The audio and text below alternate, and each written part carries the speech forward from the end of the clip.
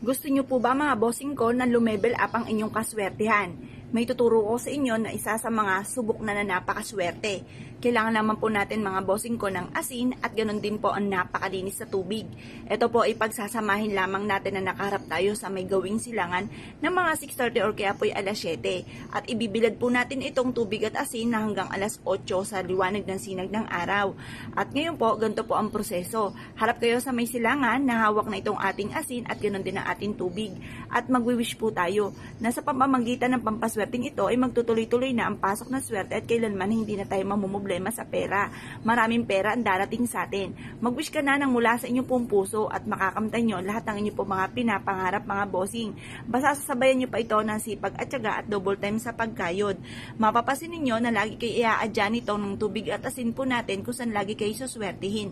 Ngayon po mga bossing, kapag ikay nag-wish, walang gamit na sana, direct to the point. Halimbawa, magkaroon ako ng negosyo na dito na ako yayaman, magkaroon ako ng malaking bahay, magkaroon ako ng sariling sasakyan, or kaya po lahat ng mga nais po ninyo, ultimong sa kalusugan, or kaya o sa tungkol sa inyo po mga anak, napasaway ang mga anak ninyo, lahat na po i-wish po ninyo mga bossing. Iaadya kayo nito kung saan lagi kayo suswertihin at mapapasin ninyo mga bossing ko na mas nagiging magaan yung daloy ng swerte.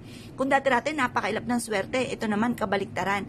Ito naman ay yung tipo na walang kaabog-abog, wala naman sa isipan ninyo, ginawa nyo isang bagay, tapos doon pala kayo isuswertihin or magkakaroon kayo ng pera, or kaya po ay dito kayo yayaman, yung mga ganun mga bossing. Ngayon po mga bossing, kapag ikigumawa ng ganito, kailangan ko anong binubukan ng inyo pong bibig, siya rin tinatakbo ng isipan, at magmumula sa puso ang kahilingan. At pagkatapos pag napasin nyo na parang madumi na yung tubig, ang gagawin nyo lamang mga bossing ko, itapon nyo na po ito sa lababo, tapos paltan nyo ulit ang panibago. Kailangan laging malinis ang tubig, at wag lalo na wag nyong hayaan na matutuyo ang tubig. Kasi once na natuyo po yan mga bossing ko, instead na swerte, ay panay kamalasan ang darating. Instead na mapapasin ninyo na kayo po ay parang mababago ang takbo ng pamumuhay, hindi po. Marireverse ang mga magaganap. Kaya paalala lamang, kapag gagawa ka ng ganito, para laging maswerte, tuloy-tuloy ang pasok ng swerte, laging puno ang tubig ng asin, at laging malinis ang tubig mga bossing.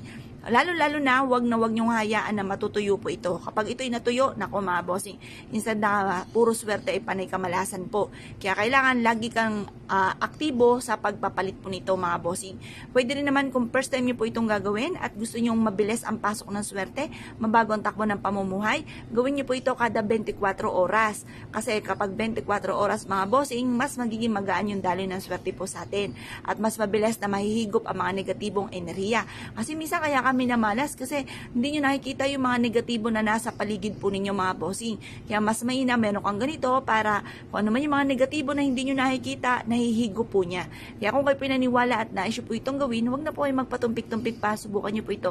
Proven po ito na napakaswerte. Kaya kung kayo pinaniwala mga bossing, ay siya. Good luck bossing niyo po lahat.